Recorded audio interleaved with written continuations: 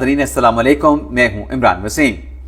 नाज़रीन, आप जानते हैं कि बानी तहरीक इंसाफ इमरान खान की बहन अलीमा खान के खिलाफ जो 26 नवंबर का मुकदमा है, जिसकी आज रावलपिंडी की ATC कोर्ट में समाअत हुई।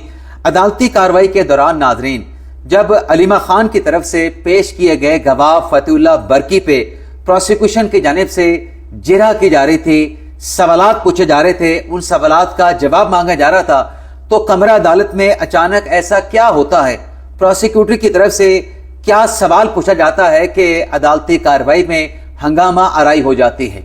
अलीमा खान की प्रोसिक्यूटर के साथ तकरार होती है और अदालती कार्रवाई जब इस हंगामा आराई की बुनियाद पर मुलतवी की जाती है, तो कमरा अदालत के बाहर मीडिया के साथ गुफ्तगू करते हुए अलीमा खान साहबा और उनके वकील फैसल मलिक क्यों और किस बात पे भरमी का इजहार कर रहे थे।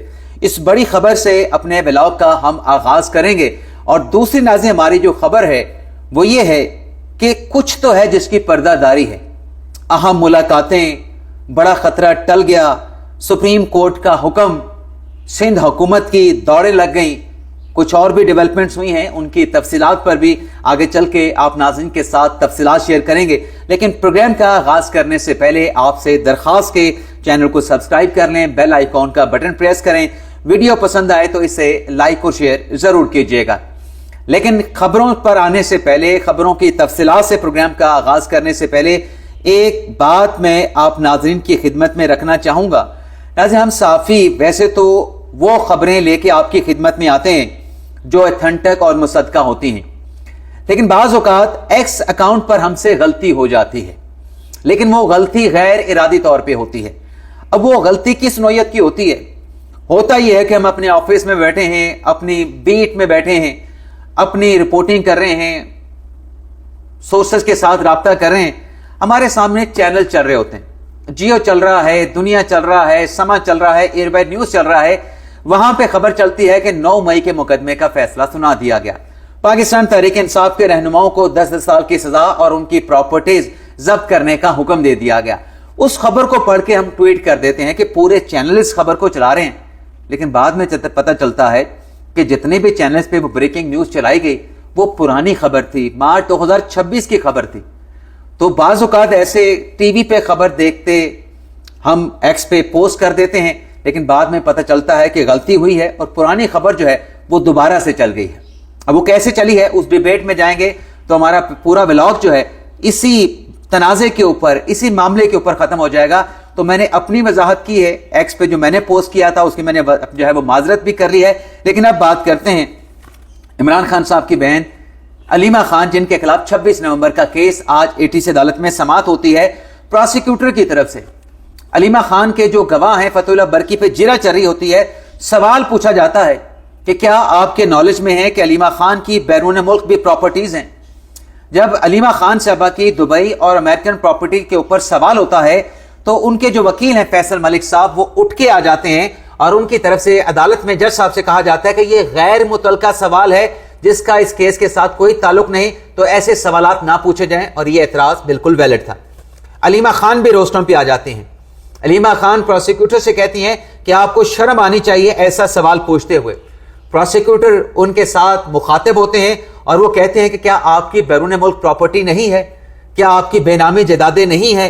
क्या सुप्रीम कोर्ट ने फैसला नहीं दिया था? साकिर निसार का बेंच था, आपने जुर्माना दिया था, जिस पे अलीमा खान के प्रोसिक्यूटर के साथ तकरार होती है और अलीमा खान कहती है कि आपको शर्म आनी चाहिए, मेरी प्रॉपर्टीज गैर कानूनी नहीं, बल ना ही वो बेनामी है, मेरा कारोबार बैरून मुल्क में है।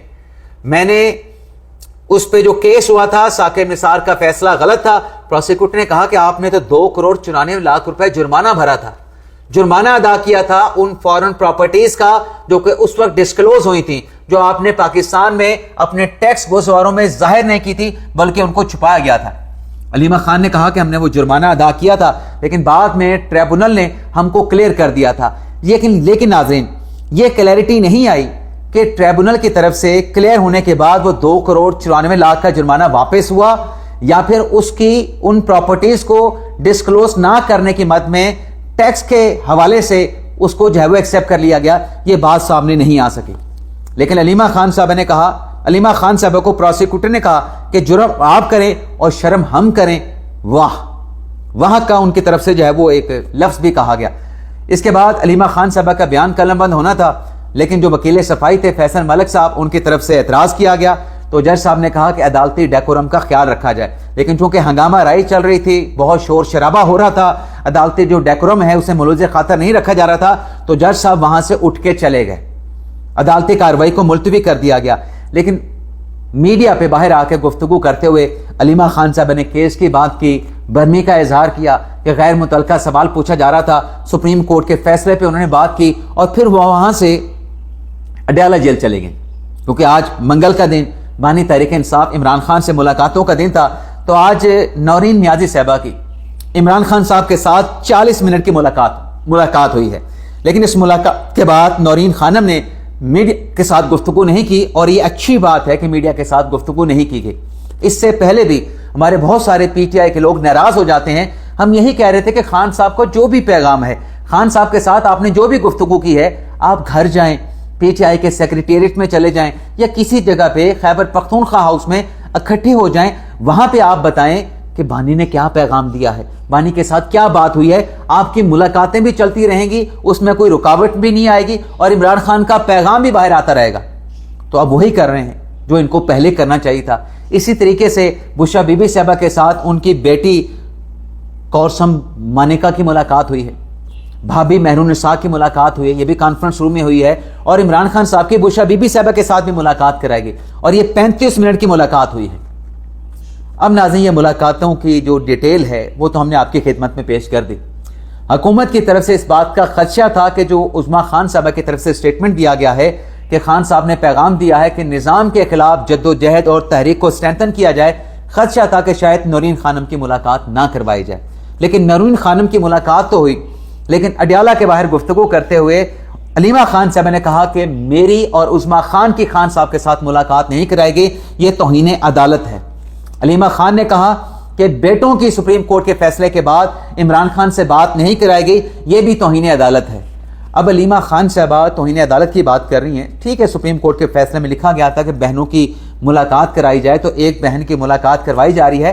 علیمہ بھی تو بہن ہے، عظمیٰ بھی تو بہن ہے، لیکن اس کے اوپر کچھ ریسٹرکشن ہیں، کچھ تحفظات ہیں. لیکن اگر وہ سمجھتی ہیں کہ یہ کنٹیمپٹ کا معاملہ ہے، سپریم کورٹ کے فیصلے کے مطابق ان کی ملاقاتیں بھی ہونی چاہیے تھی، تو پھر ان کو بھی اپنی بہن عظمیٰ کی طرح کنٹیمپٹ کی اپلیکیشن فائل کرنی چاہیے. اب چونکہ ہم نے کنٹیمپٹ کا ذکر کر دیا ہے، تو جو عظمیٰ خان صاحبہ کی توہین عدالت کی طرف سے درخواست تھی نا، اس پہ اعتراضات لگے تھے. یہ خبر آپ کے ساتھ ہم پریویس ولاگ میں شیئر کر چکے ہیں. لیکن اعتراضات کے بعد جب وہ پٹیشن کنٹیمپٹ کی واپس ہوئی، ان اعتراضات کو ریموو کر کے دوبارہ سے پٹیشن فائل کی گئی کنٹیمپٹ کی، جس کو سپریم کورٹ کے رجسٹرار آفس نے نمبر الاٹ کر دیا ہے، اور نمبر لگا ہے 8/2026، اور ساتھ میں ارلی ہیئرنگ بھی فائل کر دی ہے عزیر کرامت بھنڈاری صاحب نے. اور اس ارلی ہیئرنگ کی اپلیکیشن میں عزیر کرامت بھنڈاری صاحب نے یہ کہا کہ یہ معاملہ عمران خان صاحب کی صحت کا بھی ہے، عمران خان صاحب کی زندگی کا بھی ہے. سپریم کورٹ نے حکم دیا، اس سپریم کورٹ کے حکم پہ جو متعلقہ حکام ہے انہوں نے عمل کرنا تھا، لیکن سپریم کورٹ کے فیصلے سے انحراف کیا گیا. سپریم کورٹ کے فیصلے پر عمل نہ کرتے ہوئے خان صاحب کو شفا نہیں لے جایا گیا، خان صاحب کو پیمز لے کے گئے. ڈاکٹر فیصل کو شامل نہیں کیا گیا اس سارے پروسیس میں، اور پھر میڈیا پہ بیانات بھی دیے گئے. تو اس ارلی ہیئرنگ میں کہا گیا ہے کہ یہ ارجنٹ نوعیت کا معاملہ ہے، اس پر اگر جلدی سماعت نہیں ہوتی تو ناقابل تلافی نقصان ہو سکتا ہے، تو لہٰذا رواں ہفتے اس کیس کو سماعت کے لیے لگایا جائے. اب رواں ہفتے آج آپ ارلی ہیئرنگ لے کے آ رہے ہیں، کل بدھ کا دن ہے، 12 ربیع الاول ہے، نبی پاک صلی اللہ علیہ وسلم کی ولادت کا دن ہے، چھٹی ہے، عام تعطیل ہے، پورے پاکستان میں عام تعطیل ہے. پیچھے جمعرات اور جمعے کا دن رہ جاتا ہے. لیکن جیسے شاہد وحید صاحب تو دستیاب ہی نہیں، نہ صرف اس ہفتے دستیاب نہیں، شاید اگلے ہفتے بھی جیسے شاہد وحید صاحب پرنسپل سیٹ اسلام آباد میں دستیاب نہ ہوں. سمر ویکیشنز کے بعد وہ شاید پرنسپل سیٹ پہ آئیں گے. تو یہ کیسے فوری طور پہ سماعت کے لیے لگ سکتا ہے. لیکن دیکھنا یہ بھی ہوگا کہ جب نمبر الاٹ ہو جاتا ہے نا، تو نمبر الاٹ ہونے کے بعد جو ارلی ہیئرنگ آتی ہے، اس میں جو جواز، جو وجوہات بیان کی جاتی ہیں کہ یہ وجوہات ہیں جس کی بنیاد پہ یہ مقدمہ فوری سماعت والا ہے، فوری اس کے اوپر ہیئرنگ ہونی چاہیے، اس کا جائزہ مجاز اتھارٹی لیتی ہے. دیکھنا یہ ہوگا کہ کیا ارلی ہیئرنگ پہ مجاز اتھارٹی اس کو پذیرائی دیتی ہے؟ جیسے کل حکومت کی ارلی ہیئرنگ کی اپلیکیشن کو مجاز اتھارٹی نے ڈکلائن کر دیا تھا، مسترد کر دیا تھا کہ حکومت کی نظر ثانی کی درخواست یہ اپنے نمبر پہ لگے گی، اپنے نمبر سے پہلے اس کو انٹرٹین نہیں کیا جائے گا۔ تو دیکھنا یہ ہوگا کہ اس ارلی ہیئرنگ کی اپلیکیشن پہ مجاز اتھارٹی جو کہ سپریم کورٹ کے رجسٹرار ہیں وہ کیا فیصلہ کرتے ہیں۔ لیکن بیرسٹر گور صاحب یہ کہتے ہیں کہ پلان تو یہی تھا کہ عمران خان صاحب کو شفا لے کے جانا ہے، لیکن یہ پلان آخری لمحات میں تبدیل کر دیا گیا۔ گور صاحب کہتے ہیں کہ میرے خیال میں جس نے یہ فیصلہ کیا یہ فیصلہ غلط تھا۔